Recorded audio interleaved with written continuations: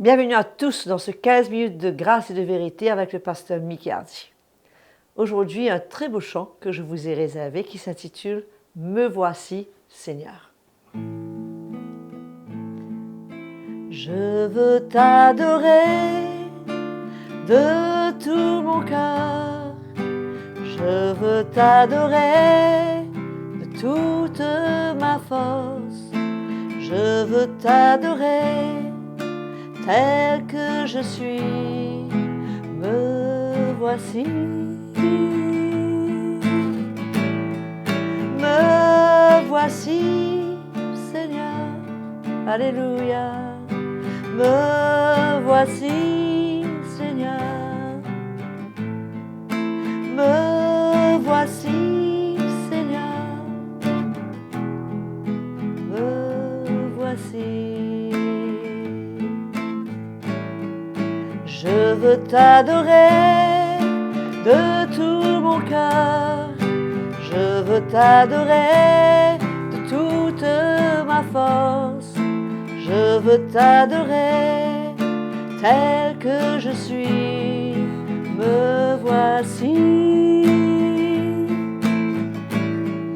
Me voici, Seigneur. Alléluia. Me voici, Seigneur. Me voici, Seigneur. Me voici.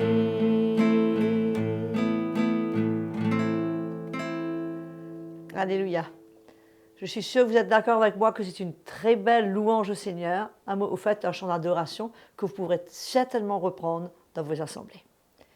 Le moment est venu d'accueillir le pasteur Mickey Hardy qui va continuer toujours sur les déclarations de Jésus. La question du jour, sur quelle route est-ce qu'on se trouve? Jésus a parlé d'un chemin étroit, il a parlé d'un chemin large.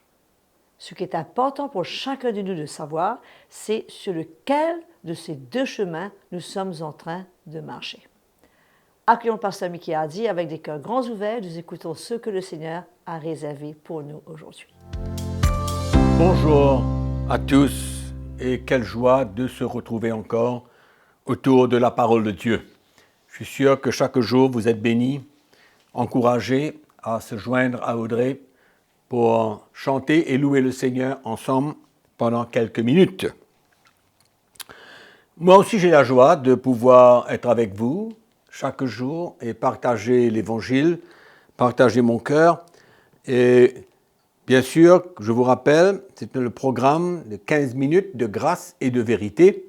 Et nous continuons à parler sur les déclarations de Jésus. Amen. Les paroles qui sortaient de sa bouche et qui sont tellement vivantes encore aujourd'hui pour nous, les chrétiens, qui avons le Saint-Esprit en nous. Et en lisant ces paroles, nous apprenons à vivre. Nous apprenons à marcher sur ses traces, selon ses instructions, et cela nous fait du bien. Cela nous fait du bien quand on obéit à la parole de Dieu. Amen. Et qu'on ne discute pas, et qu'on ne fuit pas, mais qu'on se soumet, on marche dans l'obéissance, et cela, bien sûr, nous fait avancer et grandir dans la connaissance du Fils de Dieu. Donc Matthieu aujourd'hui, l'évangile de Matthieu au chapitre 7. Matthieu chapitre 7, nous allons lire les versets 13 et 14, deux versets que je considère très importants. Entrez par la porte étroite, les paroles de Jésus. Entrez par la porte étroite, car large est la porte, spacieux le chemin qui mène à la perdition. Et il y en a beaucoup qui entrent par là. Mais étroite est la porte, resserrez le chemin qui mène à la vie. Et il y en a peu qui les trouvent. Extraordinaire. C'est quelques paroles du Seigneur qui nous encouragent et qui nous montrent que la vie chrétienne, c'est une marche sur un chemin où nous avons besoin de traverser une porte étroite et non pas large. Qu'est-ce que cela veut dire? C'est-à-dire que le chemin qui mène à la vie n'est pas un chemin confortable tous les jours. C'est une route, c'est un chemin, c'est une porte étroite où notre vie ne nous appartient plus, où nous sommes sous la direction du Saint-Esprit, où Jésus est notre maître. Amen. Et cette porte étroite représente bien sûr tous les moments difficiles, parce que quand on est prêt à donner notre vie à Christ, à le suivre selon ses instructions, nous n'allons pas fuir, mais nous allons demeurer sur ce chemin étroit. Où il y a une demande sur notre vie, il y a un prix à payer. La vie chrétienne n'est pas de tout repos. La vie chrétienne n'est pas toujours pleine de joie, pleine d'excitation. Mais c'est un chemin où le Seigneur nous attend et où le Saint-Esprit veut faire une œuvre profonde dans notre cœur. Et quand nous nous engageons sur cette route, nous expérimentons la main du Seigneur. La main du Seigneur pour nous façonner, nous changer, pour nous briser. Car c'est ça le chemin qui va emmener à la vie. Et nous avons besoin de l'accepter. Et c'est une des choses les plus difficiles pour le chrétien. C'est d'accepter de perdre sa vie, de mourir à ses désirs et de laisser le Seigneur le conduire, prendre sa vie et de réaliser que nos vies sont dans la main du Seigneur et que nos vies, c'est comme l'argile dans la main du potier, où il forme chacun d'entre nous. Il nous forme à sa manière, comme lui il veut. C'est sur ce chemin qu'on va retrouver Christ. C'est sur ce chemin qu'on va le permettre de former cette argile, former cette personne que vous êtes et que je suis, pour nous emmener de plus en plus à l'image de Jésus-Christ, à son image, c'est-à-dire grandir dans la maturité, être formé par le Saint-Esprit. Et souvent, ça fait mal. Souvent, c'est pas facile de s'humilier. C'est pas facile. Je parle souvent du pardon, je parle souvent de la repentance. C'est un brisement. Cet orgueil qui ne veut pas s'humilier, se soumettre, s'abaisser. Et donc, beaucoup de chrétiens n'aiment pas ce chemin étroit. Ils préfèrent le chemin large, confortable, où ils peuvent fuir, où ils peuvent refuser l'œuvre de Dieu dans leur vie. Mais quand on marche sur ce chemin étroit, la Bible nous dit que c'est un chemin, Jésus dit que c'est un chemin qui mène à la vie. Ça mène à la vie. C'est ça l'assurance que Jésus nous donne. Amen. Même que les différentes expériences avec Jésus, cette formation, cet homme nouveau qui prend place en nous. Donc, Paul exprime cela comme le vieil homme et l'homme nouveau. Ce vieil homme, c'est sur chemin étroit qu'il va vraiment disparaître et que l'homme nouveau, Christ, prendra sa place dans nos cœurs, dans nos vies. Donc le chemin étroit, c'est le plan, la volonté de Dieu. Il nous donne un choix. Il nous dit, tu prends le chemin étroit ou tu prends le chemin qui est large. Et il nous montre que le chemin large est un chemin où l'homme a sa vie dans sa main. Il possède sa vie. Il ne veut pas la perdre, il la retient. Il garde sa vie pour lui. Il fait ce qu'il veut de sa vie. Par contre, sur le chemin droit, on ne fait pas ce qu'on veut. On est prêt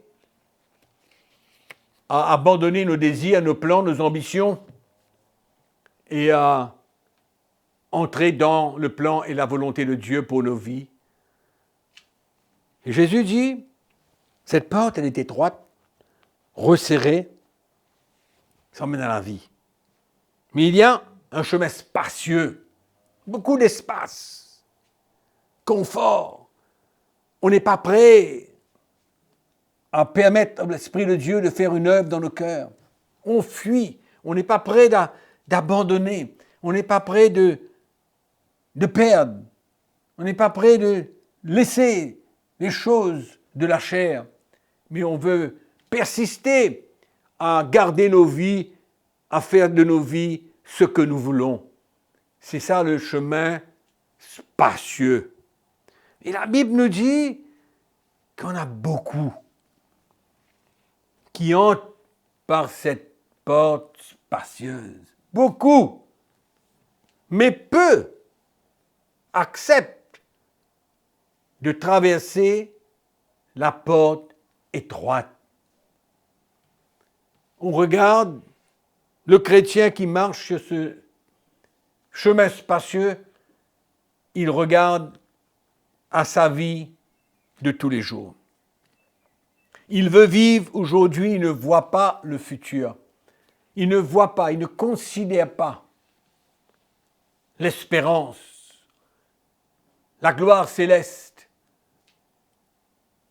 Ça ne dit rien d'être un témoignage vivant pour Christ.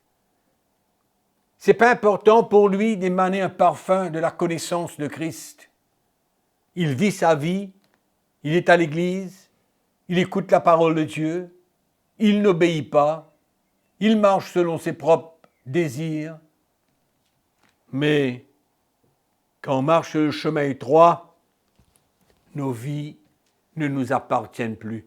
Nous voyons cela bien clairement au début du livre des Actes des Apôtres, comment au travers des messages, cette doctrine apostolique qui a emmené les chrétiens à perdre leur vie, à prendre leur croix et à suivre Jésus, à mourir à eux-mêmes, à se renier soi-même. Oh, quelle description de la vie chrétienne. Mais on voit que ces chrétiens libres, on voit ces chrétiens qui marchaient avec Jésus, on voit ces chrétiens qui étaient prêts à tout perdre. Pourquoi? Parce que la doctrine qu'ils entendaient, le message qu'ils entendaient, ils étaient prêts à prendre ce chemin parce que à la fin, il y avait la vie. Amen. La résurrection. On s'identifie aux souffrances de Christ, on s'identifie à la mort de Christ et on s'identifie à la résurrection de Christ qui parle de la vie. Cette vie de Jésus en nous, les chrétiens, si nous sommes prêts à prendre notre croix. C'est ça le chemin étroit. Amen. Que beaucoup de chrétiens ne savent même pas, n'entendent pas le vrai message, ou alors ils entendent mais ils refusent. Ils préfèrent garder leur vie, préserver ce qu'ils ont, courir après toutes sortes de richesses, des choses matérielles, mais pas prêts à perdre sa vie.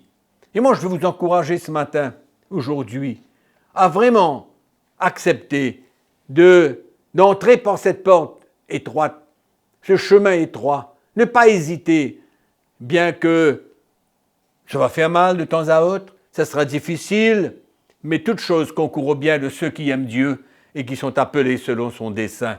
Toute chose concourt au bien. Amen. Quand on regarde la vie de l'apôtre Paul, le Seigneur l'a délivré de toutes choses, il dit à Timothée dans son épître. C'est pourquoi mes frères et sœurs, n'hésitez pas. Le chemin étroit est pour toi, il est pour moi, il est pour tous les chrétiens. Amen. Et ne te laisse pas embêter par les gens qui parlent autrement, qui enseignent autrement. Les paroles de Jésus sont importantes. Sur cela, je vous quitte et je vous revois à la prochaine session. Entre-temps, Goûtez à la grâce de Dieu et réjouissez-vous dans le Seigneur. Amen. Alléluia. Je crois que notre désir, mes frères et sœurs, devrait être d'être cette argile dans la main du potier, de permettre au Seigneur de nous façonner et de nous emmener à le ressembler de plus en plus. Ne gardons pas notre vie entre nos mains. Choisissons le chemin étroit, recherchons plutôt son plan et sa volonté pour chacune de nos vies.